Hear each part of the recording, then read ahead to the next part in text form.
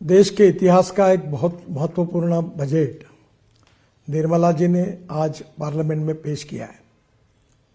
ये जो बजट की विशेषता ये है कि हमारी इकोनॉमी को एक्सेलरेट करने वाला ये बजट है। जहां तक इंफ्रास्ट्रक्चर को हर समय वित्त मंत्री प्राथमिकता देते हैं, इस समय भी हमारा बजट बढ़ा है, जिसके कारण इंफ्रा रोड सेक्टर में इसका बहुत बड़ा फायदा होगा। मुझे इस बात की खुशी है कि कृषि विभाग की ओर उन्होंने विशेष रूप से ध्यान दिया है। तिलहन हो, विशेष रूप से तेल बिया हो, इसके उत्पादन कैसे बढ़े और किसान आत्मनिर्भर कैसे बने, इसका भी विचार किया गया है। विशेष रूप से इनकम टैक्स के बारे में एक रिफॉर्म करके नया कानून लाकर इसको और सरलीकरण उसका करना, ये जनता के लिए बहुत बड़ी राहत होगी। और 12 लाख रुपए की उत्पादन के लिए इनकम टैक्स में जो राहत दी गई है, वो भी बहुत महत्वपूर्ण है।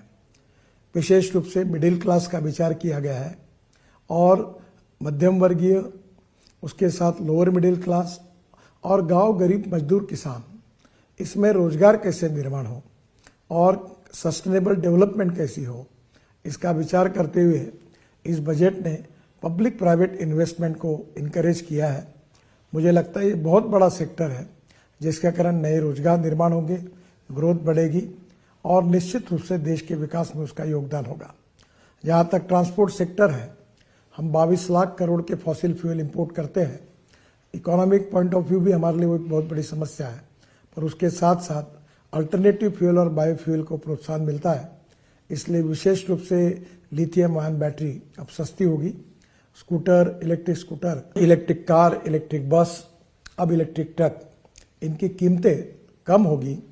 जो $150 पर किलोवाट पर आवर थी, वो $105 पर किलोवाट पर आवर आई है, वो $100 के नीचे जाएगी और इलेक्ट्रिक के वाहन और लोकप्रिय बनेंगे, प्रदूषण से मुक्ति मिलेगी और देश में नए रोजगार निर्माण होंगे।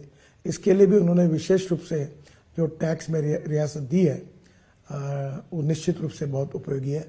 मैं निर्मला जी का बहुत अभिनंदन करता हूं और प्रधानमंत्री मोदी जी के नेतृत्व में आत्मनिर्भर भारत, $5 ट्रिलियन की इकोनॉमी और विश्व की हम तीसरी अर्थव्यवस्था बनने की प्रक्रिया में है, उसमें निश्चित रूप से हम कामयाब होंगे, ऐसा विश्वास व्यक्त करता हूं।